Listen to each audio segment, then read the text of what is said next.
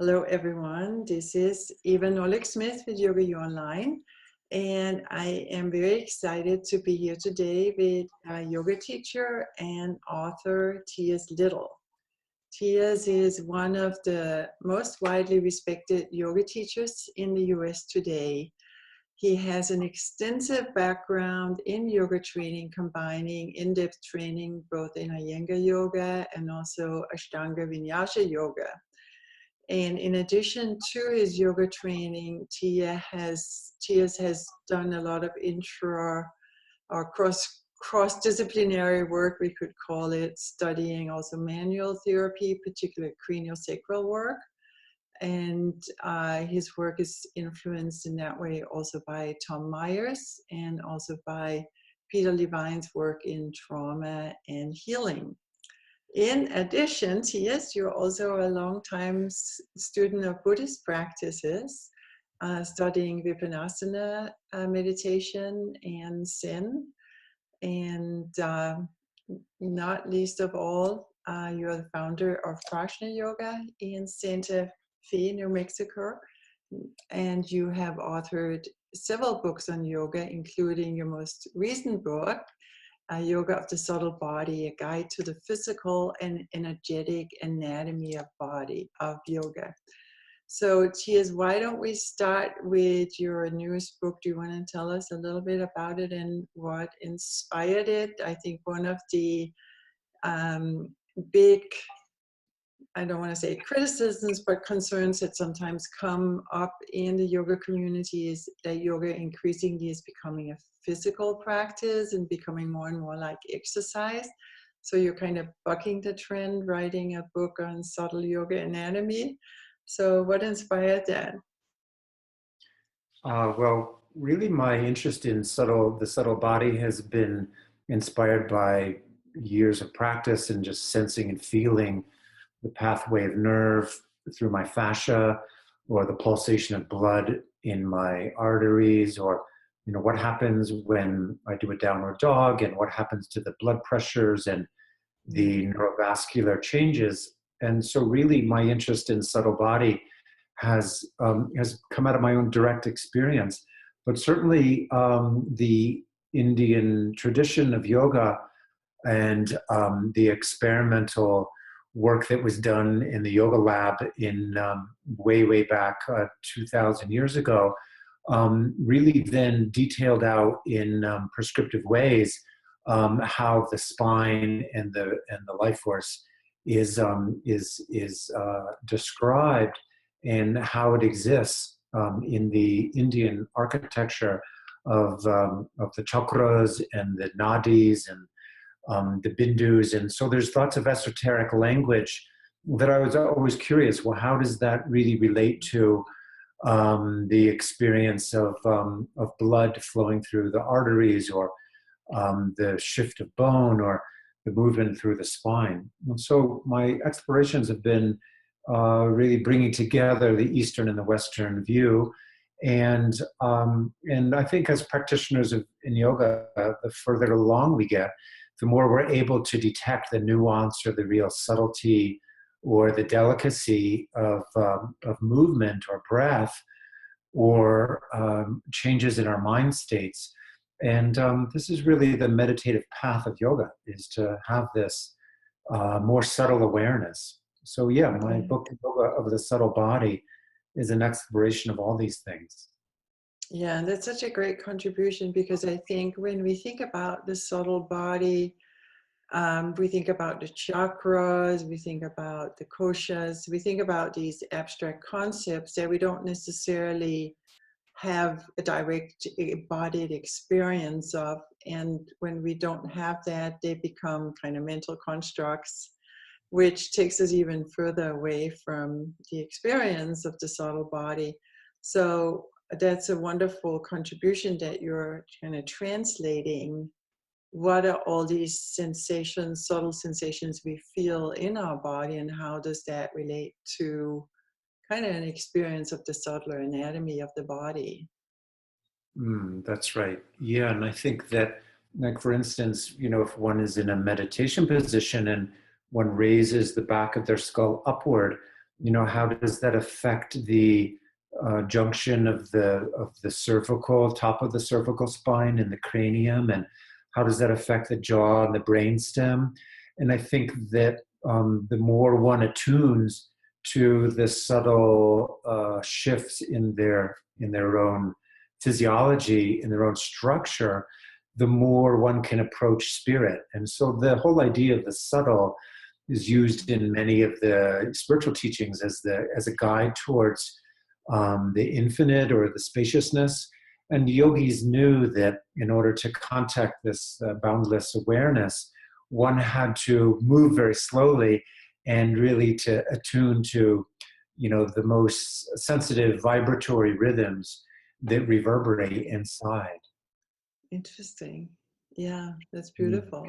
Mm. Yeah, I think one of the things that you experience in your practice over time is this tremendous power you get to regulate the functioning of your body and your mind with your specific approach to practice. So you can have a specific effect by doing certain, specific things, even down to regulating the autonomic nervous system.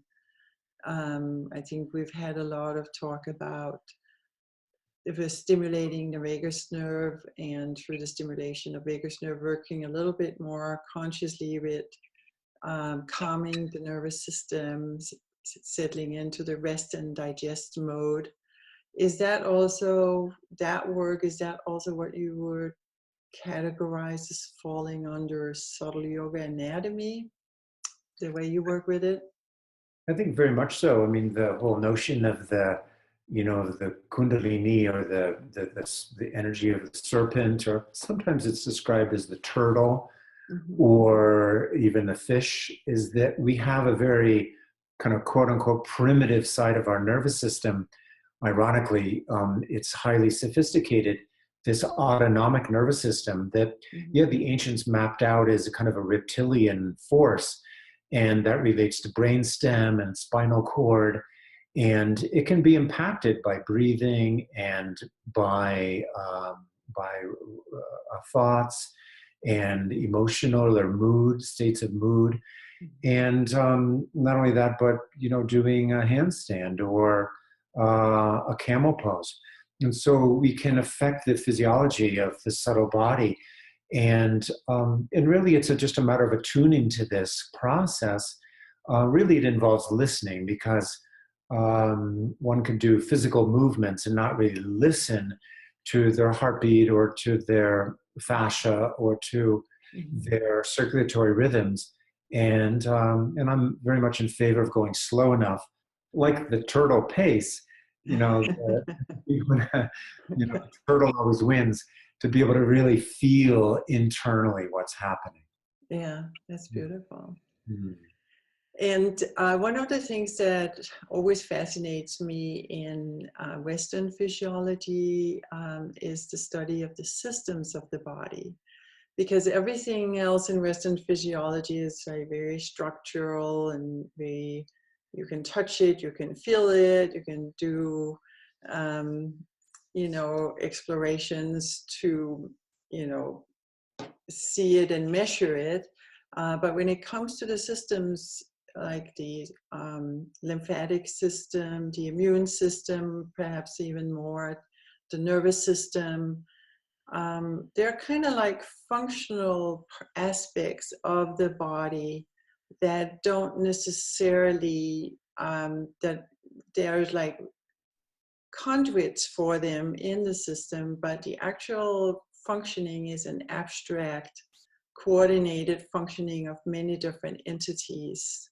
That also, to me, sounds a lot more like a subtle body expression. Well, I think so. I mean, basically the ancient, yogis, they call them the little rivers, little rivulets or streams. And the Chinese system of acupuncture and Chinese medicine has a very similar idea, that there are these little conduits or little rivers in the body. And so in yoga, they're called nadis. And so the nadis, we could think of them as nerves, we could think of them as blood arteries and veins, lymphatic channels. We could think of them as the cellular synapses that send neurological signals from one neuron to the next. And so really these rivers of energy, the yogis mapped out in a very detailed way, really extensive maps, which are beautifully seen on images of the yogi with the chakras or this kind of thing. And they have color, they have sound, they have resonance. And so through the practice, yeah, we can either accelerate the flow or we can slow the flow down, depending in wellness what's most necessary for any given person. So connecting to these little rivers throughout the body is something we do in the subtle body. I mean, you could say the most immediate river to connect to is the river of the breath. Mm-hmm. But underneath the breath, there are many, many, many layers. There are many pulses. There are many different rhythms that one can connect to. And the beauty of practicing yoga is starting to really sense, and it's empowering to sense and feel the aliveness of these pulsatory flow inside. Yeah, and the nadis are so important because, I mean, in Western physiology, we have the blood vessels, we have the lymphatic, channels, we have the nerves, and all of these are also channels through which various intelligent processes of the body get communicated. And as I remember from my studies of Ayurveda and yogic anatomy, the key feature of the disease process in yoga anatomy and in Ayurveda is usually considered to be clogging of the nadis. If the information flows freely through the nadis, if the subtle energy flows freely through the nadis, we enjoy good health. But when they get clogged, it affects our health, it affects our mental, emotional well-being. Is that correct? I think it is. Yeah, it's very much like keeping the plumbing in your house below your sink free, and it's the same with the digestive tract or the nerve tract, or specifically for our interest. My interest right now is the lymphatic system. The immune system is all about really purification, and the yogis have been interested in purification for many years. The whole idea of shaucha or cleanliness is very much connected to that. And so through various practices, we can really tonify the lymphatic system, and the lymphatic system is very much connected to light and the body of light. And interesting, because the lymphatic system is primarily white blood cells that are produced out of the spleen and the bone marrow and the in and around the gland of the thymus and the chest, behind the sternum. And so really the lymph is also everywhere through the body as our defense system. So yeah, keeping the cleanliness or the clarity is a good word to use. The clarity, the really discriminating capacity of the lymphatic system is very much interest to me. Yeah, yeah. Yeah, and the lymphatic system I find is particularly fascinating because it has like a dual role. On one hand, the lymphatic system is always talked about in the context of the immunity of the body, and there is often a tendency to equate the lymphatic system with the immune system, because it is through the lymphatic system that all the immune cells get transported through different parts of the body. But then the lymphatic system also has this other role where, it is part of the circulatory system, it's part of the blood, and then when the blood diffuses out through the capillaries into the intracellular environment, it's the lymph that gets diffused out and collects all the impurities from the cellular environment and filters them back in, and that includes, of course, foreign invaders that need to be neutralized, but it also includes cellular debris. And so it has like also this functioning as being part of the circulatory system and part of the body's natural detox functions.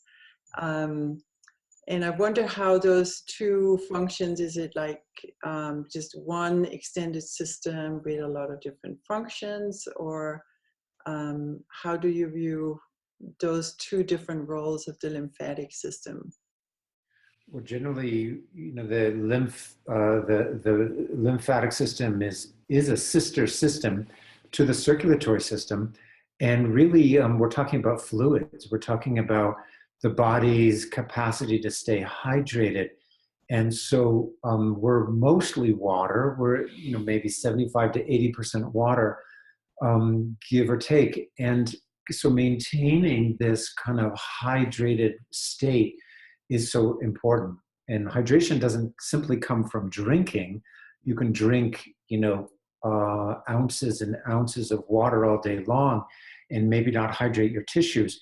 Movement is what really hydrates the tissues. Right. So that's where we come in as yoga practitioners or people who do Tai Chi or Qigong or other exercise forms. Really, we enable greater flow through these little rivers of the body. Mm-hmm. And the immune system is remarkable because it's so intelligent. And there are lots of language in the yogic tradition and the Buddhist tradition in the meditation practices around intelligence or bringing greater discriminating awareness. And we can do that through, listening, being discriminating around what thoughts we listen to, or what food we take in, or what drinks we consume, or what we watch on television. And so yoga is kind of a process of viveka.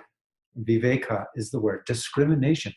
The lymphatic system is all about discriminating what's wanted versus what's unwanted. So really interesting that as we practice and we connect to the subtle body, we systemically build this intelligence or this discriminating awareness. Mm-hmm. And how important it is now when these very complicated viruses that keep mutating and changing every month, every year, for us to be able to stay ahead of these viruses. In other words, to have an immune system that's strong and radiant enough to be able to protect itself. And so may each of us stay free of the flu this winter season. Yes, indeed. And also coming back to this detox function that the lymphatic system also has with purifying the intercellular environment.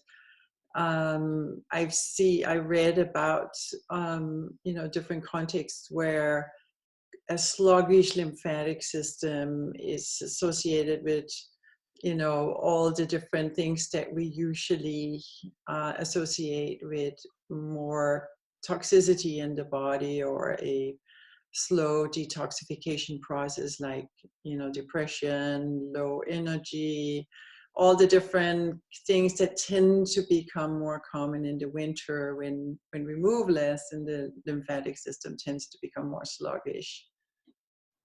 Is that a connection that you come across in your work? I think so. I think that stagnation, or tamas is the word in Sanskrit. The tamasic means like heavy or lethargic or full of sloth. It's hard to move in the wintertime generally, and we're all prone to a sedentary lifestyle, especially today in the era of working at computers for long periods of time. So how can we locally move areas of the gut or areas around the diaphragm, areas of the chest, to increase the local flow of lymph through the vessels in order to go about this drainage of toxins or broken proteins or unwanted cellular debris that really, it would be like the recycling truck or the waste management people not coming around to your house for a couple of months. Yeah. And you just have Relate all to this, that. you know, Yeah. smelly buildup. So really the key is movement. And what's fascinating about the lymphatic system is the lymph channels are just feather fine. They're very, very delicate. And so when we get in and we move in subtle ways of like a back bend over a bolster, or we take our leg up the wall and we bring one leg down into like a half squat, we're facilitating the local squeezing, pressure, compressive forces locally through the body, which help really detox or clear the lymphatic channels in these feather fine, kind of Right. slithery arrangements throughout the Yeah. body. Yeah.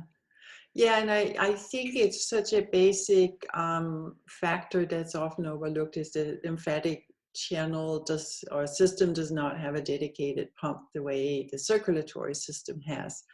And really the way lymph is circulated is through movement.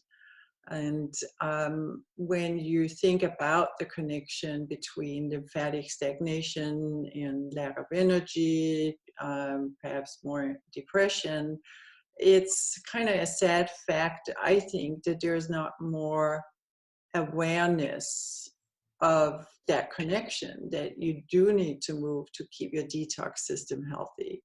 Mm.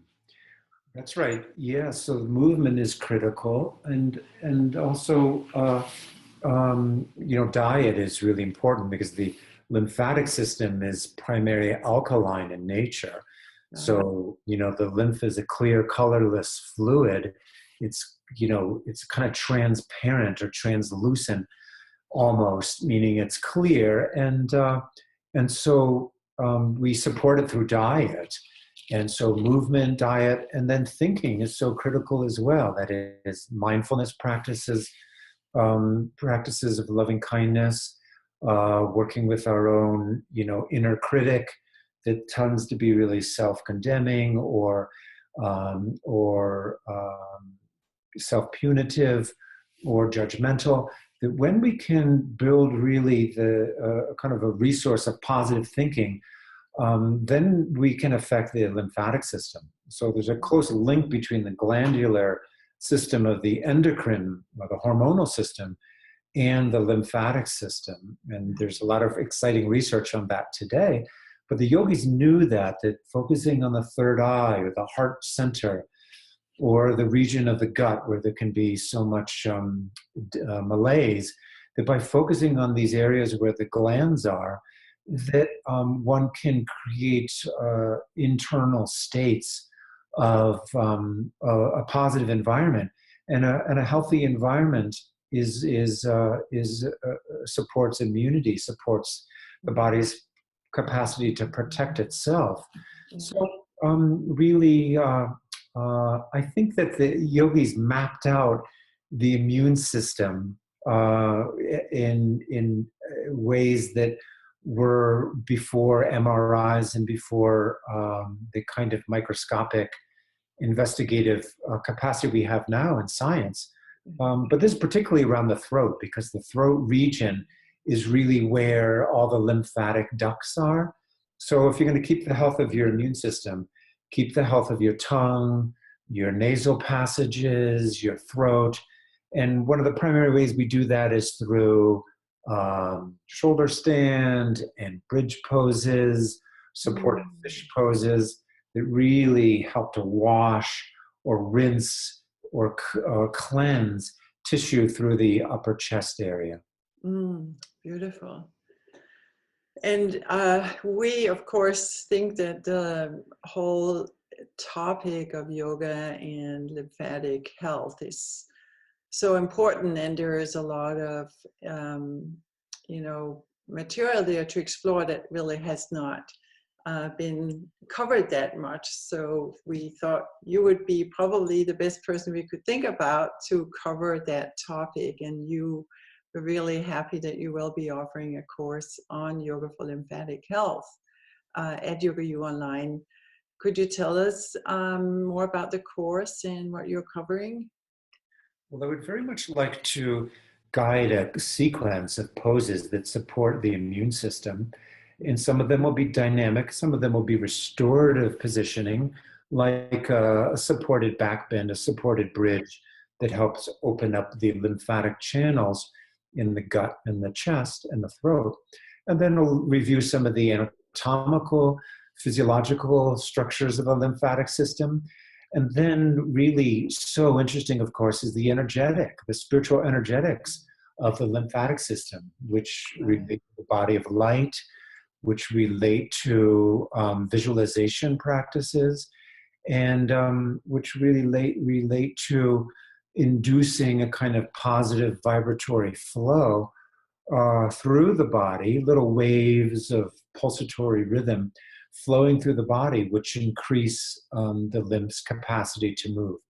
And so we'll also practice what I like to call psychic immunity, which is really developing a kind of positive state where one can really connect to kindness and generosity and a spirit of openness, particularly important in this age where there's so much fear and divisiveness. And so really through psychic immunity, we can build an internal environment that supports our health. So mindfulness practice, meditation, pranayama are invaluable for this. Yeah, that's beautiful.